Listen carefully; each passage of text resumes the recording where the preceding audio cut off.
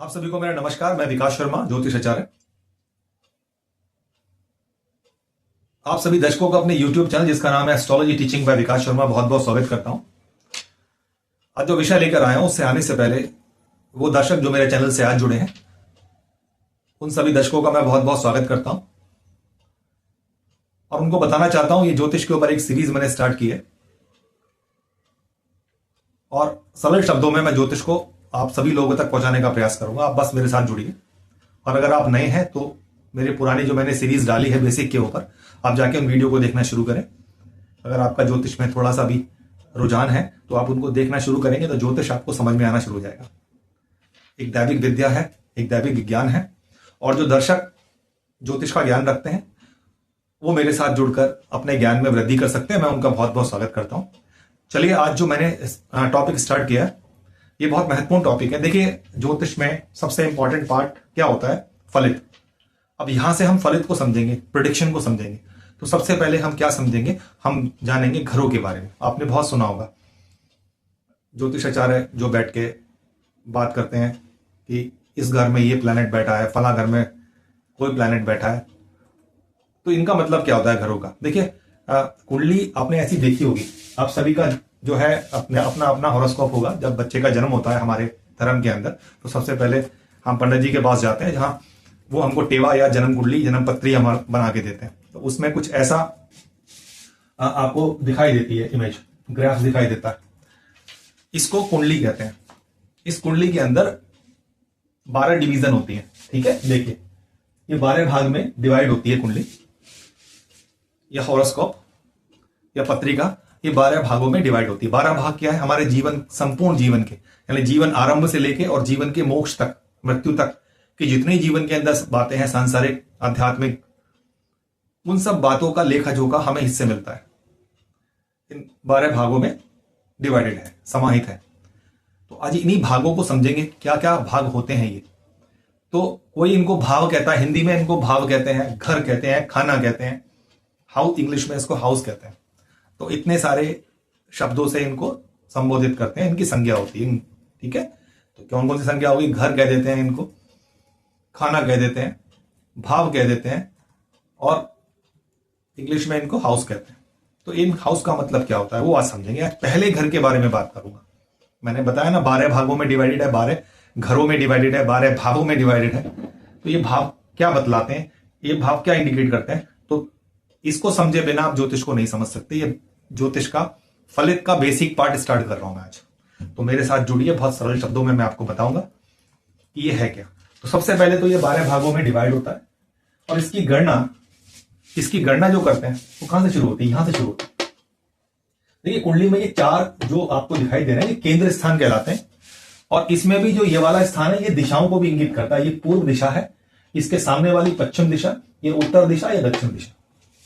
तो सबसे पहला जो है पहला भाग लेते हैं, पहला घर लेते हैं, पहला हाउस लेते हैं जिसको हम कहते हैं फर्स्ट हाउस, प्रथम भाव। ठीक है, यहां से गणना शुरू करते हैं। तो ये देखिए 1 2 3 4 5 6 7 8 9 10 11 12, ये 12 भाव हो गए।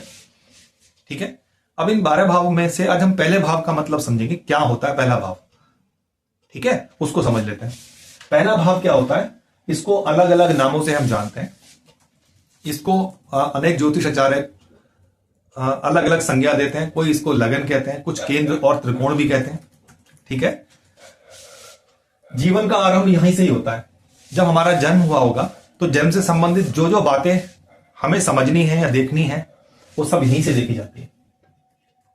तो जीवन का आरंभ का मतलब शैशव अवस्था जो होती है, शिशु अवस्था, जब बच्चे का जन्म होता है तो जन्म के बाद माता पिता जो है जन्म का समय, स्थान और दिन लेके ब्राह्मण के पास जाते हैं, ज्योतिष आचार्य के पास जाते हैं और कुंडली का निर्माण कराते हैं। उसका फिर वो आने वाले समय के बारे में बताता है, इंडिकेट करता है। ठीक है, कि इस प्रकार का इस बच्चे का जीवन रहने वाला है। तो क्या क्या देखेंगे उन भावों से हम वो समझ लेते हैं। तो जीवन का आरंभ से जीवन से संबंधित सारी बातें, कई बार देखा होगा तो कौन कौन सी बातें होती हैं। उसका शरीर के बारे में जानना हो बच्चे का, मैं शरीर में कोई रोग आदि तो नहीं है, उसका शरीर जो है निरोग रहने वाला है या किसी रोग से ग्रसित होने की संभावना है, आयु कैसी है बच्चे का, ठीक है, उसका जीवन आने वाला कैसा रहने वाला है, उसका लालन पालन, उसके लिए जो भी चीजों की आवश्यकता होगी, उन सबको हम पहले घर से देखते हैं।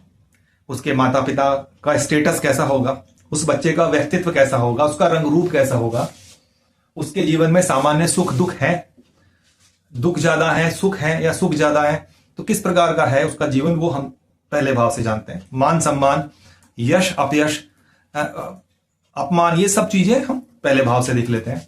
साथ ही साथ उसके जीवन में जो है किस प्रकार का उसका जीवन होगा, सरल जीवन होगा या कठिन जीवन होगा, संघर्ष वाला जीवन होगा, इतनी सारी बातें हम पहले भाव से दे सकते हैं। इसके अलावा भी और बहुत सारी बातें आप बुक लीजिए, पढ़िए, लेकिन जो मुख्य मुख्य बातें हैं जो जीवन के बारे में देखी जाती है वो मैंने बताई। क्या क्या देखते हैं और कैसे देख लें। देखिए, बच्चे का जब जन्म हुआ तो सबसे पहले कई बार देखा होगा, बच्चा जन्म होने से पहले जन्मते ही जो है कई बार उसकी माता का स्वर्गवास हो जाता है, या जैसे ही जन्म हुआ तो उसके पिता जन्म से पहले ही जो है उसके जीवन में उसको छोड़ के चले गए या उनका स्वर्गवास हो गया, या किसी ऐसी नौकरी में है जहां उनको दूर रहना पड़ता है बच्चे का, उन्होंने जो है जन्म होने के बाद चेहरा तक नहीं देखा।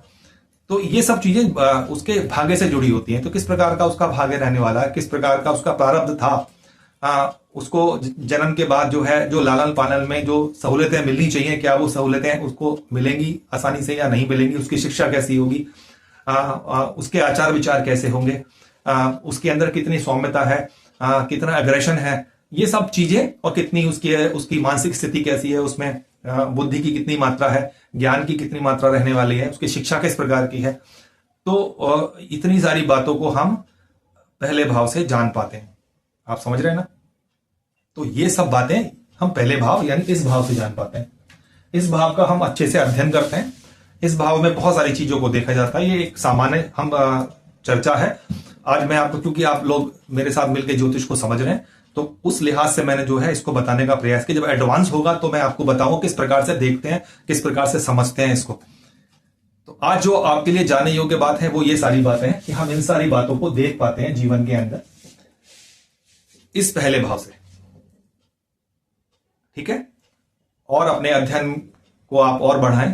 बहुत सारी बुक हैं ज्योतिष के ऊपर, उनको आप जाके स्टडी कीजिए। जैसे बृहद पराशर होरा शास्त्र की बुक आती है, उसको आप जाइए, उसको पढ़िए, तो आपके ज्ञान जो है ज्ञान में वृद्धि होगी। कैसा लगा ये वीडियो आपको, जो मैंने आपको समझाने का प्रयास किया, आपको समझ में आया? आप मुझे कमेंट्स करिए। अगर और कुछ पूछना चाहते हैं तो आप मुझे कमेंट कर सकते हैं।